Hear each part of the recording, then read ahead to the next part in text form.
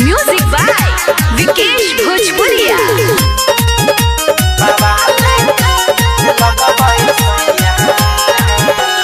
Powder Crimea लगाई ले लो, अखिया में काजर सजाई ले लो। पाउडर क्रीमिया लगाई ले लो, अखिया में काजर सजाई ले लो। ऐसे चमकी ना रूप के ललहिया, हव सोटल ही पिया कहिया से बाबा ले लगबे सोइया। हव सोटल ही पिया कहिया से बाबा ले लगबे सोइया। बाबा ले लगबे सोइया सोइया।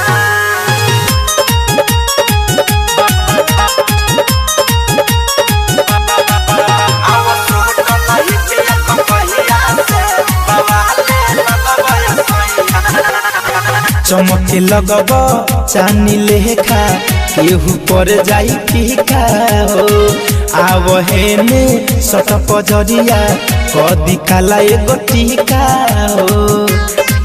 ए चमके लगब चानी लेखा, केहू पर जाई फीका हो। आव हेने सट पजरिया कदी काला एगो टीका हो। गाँवे बहली में हुई बरहिया, आओ सोटल ही पिया कहिया से बाबा ले लगबे सोइया। आओ सोटल ही पिया कहिया से बाबा ले लगबे सोइया।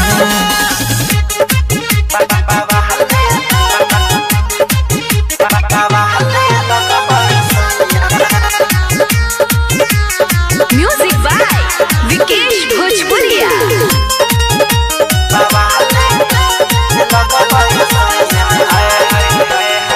असही हरदम धनंजय पिया रही हसुना झार के।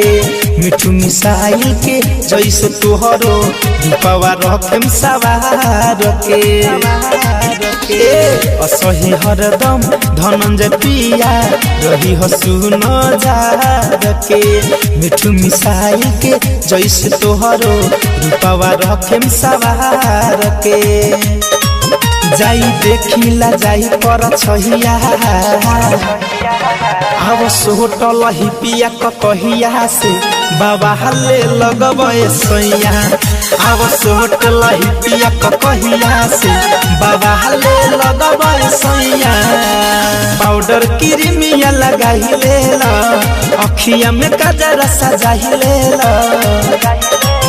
ऐसे चमकी ना रूप के ललहिया, हव सोटल ही पिया कहिया से बाबा ले लगबे सोइया।